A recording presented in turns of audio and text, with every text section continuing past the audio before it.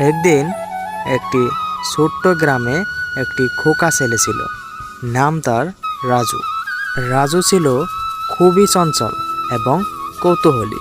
সে প্রতিদিন কিছু না কিছু নতুন খোঁজ করতে এবং ছোট গ্রামটিকে জানার চেষ্টা করত। গ্রামের পাশেই ছিল একটি বড় অরণ্য, যেখানে যাওয়া গ্রামের লোকদের জন্য নিষেধ ছিল। কিন্তু রাজু ছিল অদম্য, তাই একদিন সে ঠিক করলো অরণ্যর মাঝে চলে যাবে। সকালে সূর্য ওঠার আগে রাজু তার খাতা ও পেন্সিল নিয়ে বেরিয়ে পড়ল। অরণ্যের কাছে পৌঁছানোর পর সে দেখে সেখানে অনেক গাছ, লতাপাতা এবং অদ্ভুত প্রাণী ছিল। সে এগিয়ে যেতে লাগলো। জানালা দিয়ে দেখা এক টুকরো রুদ্র তার পথ আলোকিত করছিল। কিছু দূর এগিয়ে গিয়ে রাজু হঠাৎ শুনতে পেল এক অদ্ভুত আওয়াজ। এটা ছিল একটি ছোট্ট পাখির ডাক।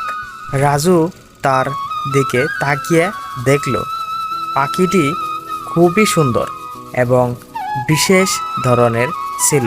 পাখিটি বলল, তুমি যদি আমাকে সাহায্য করো, আমি তোমাকে অরণ্যের গোপন রহস্য খুলে দেব।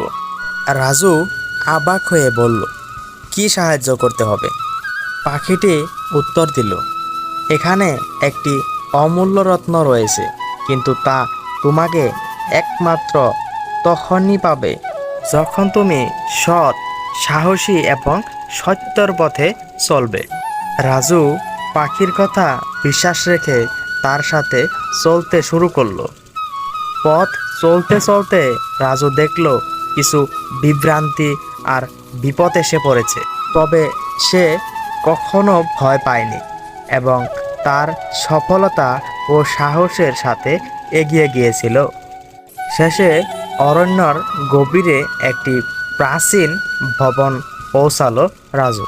সেখানে পাখিটি তাকে একটি রত্নের খোঁজ দিল।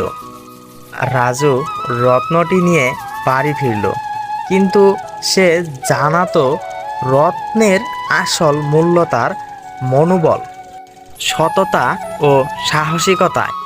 গ্রামের সবাই তাকে সাদরে গ্রহণ করলো এবং রাজু হয়ে উঠল গ্রামের এক বিশেষ নায়ক।